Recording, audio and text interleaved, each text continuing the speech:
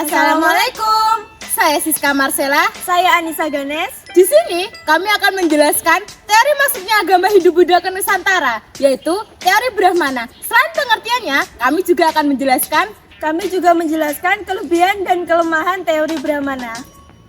Ayo menyaksikan, let's go! Menurut Kamus Besar Bahasa Indonesia, Brahmana memiliki beberapa arti, yaitu pendeta agama Hindu atau kasta tertinggi di dalam agama Hindu. Secara etimologi, Brahmana berasal dari bahasa Sanskerta yang bisa diartikan sebagai orang suci yang memiliki sifat ketuhanan. Teori ini didukung oleh Van Leur. Van Leur mengamati unsur budaya India di dalam kebudayaan di Indonesia. Peran Brahmana di sini ialah mengenalkan kebudayaan India kepada para penguasa Nusantara yang saat itu mengundang kaum Brahmana ke kerajaannya. Para penguasa ini mengundang orang India dengan taraf yang sama untuk meningkatkan kondisi negeri mereka agar lebih baik. Van Leur juga menyebut kedatangan para Brahmana yang membawa kebudayaan Hindu dapat mengintipasi kekuasaan raja-raja Nusantara bahwa mereka setaraf dengan raja-raja di India. Berdasarkan kemampuan yang lebih dalam mengenai agama Hindu, para ahli sejarah meyakini bahwa golongan Brahmana yang berperan penting dalam menyebarkan agama Hindu di Indonesia. Bukti yang disebarkan oleh Brahmana ialah adanya beberapa prasasti di Indonesia yang menggunakan bahasa Sanskerta yang juga digunakan sebagai bahasa dalam kitab suci Weda dan upacara keagamaan.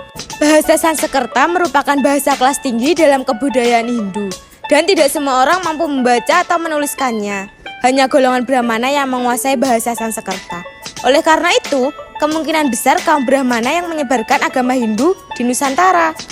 Akan tetapi, terlepas dari bukti-bukti yang muncul, ada juga pihak yang menentang teori Brahmana ini. Hal ini berkaitan dengan ajaran Hindu yang menyebutkan bahwa kaum Brahmana dilarang untuk menyeberangi lautan dan meninggalkan tanah airnya. Jika hal itu terjadi, maka kaum Brahmana akan kehilangan hak kastanya sebagai seorang Brahmana. Kaum Brahmana dilarang untuk menyeberangi lautan, sungai, atau meninggalkan tanah airnya, sehingga teori ini dianggap mustahil jika Brahmana menyebarkan ajaran Hindu di Nusantara. Kelebihan dari teori ini adalah sebagai berikut. Agama Hindu dalam kehidupan bermasyarakat cenderung dimonopoli oleh kaum Brahmana, sehingga hanya Brahmana yang mungkin menyebarkan agama Hindu. Adanya kitab suci yang hanya dimengerti oleh kaum Brahmana. Golongan Brahmana mempunyai kedudukan penting dalam kerajaan-kerajaan di Asia Tenggara. Kelemahan dari teori ini adalah sebagai berikut. Teori ini disanggah karena raja di Indonesia akan sangat sulit mempelajari kitab Weda. Sanksi bagi Brahmana yang menyeberangi lautan dan meninggalkan tanah kelahiran akan dikeluarkan dari kasta tersebut.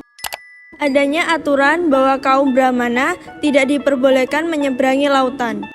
Terima kasih sudah menyaksikan. Sekian penjelasan dari kami. Apabila ada kesalahan mohon dimaafkan. Semoga bermanfaat.